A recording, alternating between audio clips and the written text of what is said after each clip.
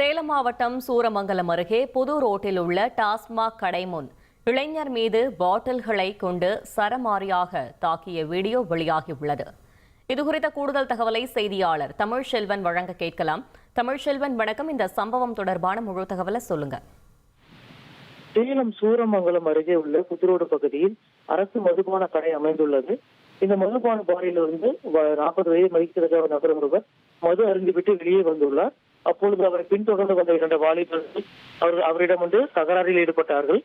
பின்னர் தகராறு முற்றிய நிலையில் குறிப்பாக அந்த 40 வயது மதிக்கிற நபரை சரமாரியாக தாக்கியதில் அவர் கீழே விழுந்தார்.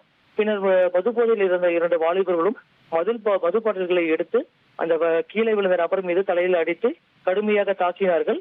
இந்த தாக்குதலில் கீழே விழுந்த நபர் மீது தலை மற்றும் காது பகுதிகளில் ரத்தம் கொட்டிய நிலையில் அங்கு அருகில் இருந்த நபர்கள் உடனடியாக அந்த 2 வாலிபர்களையும் கண்டித்துள்ளார்கள்.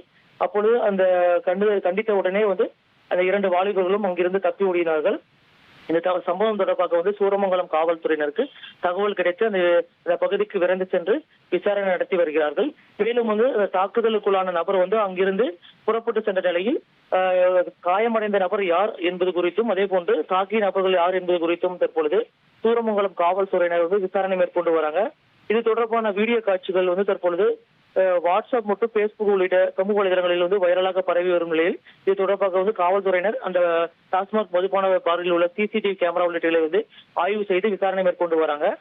குறிப்பாக அந்த தாக்குதலுக்குள்ளாகும் வீடியோ சமூக வலைதளங்களில் வைரலாக பரவி வரும் நிலையில் இந்த சம்பவமானது சேலத்தில் பெரும் பரபரப்பை ஏற்படுத்தியிருக்கு சொல்லலாம். தகவல்களுக்கு நன்றி தமிழ்செல்வன்.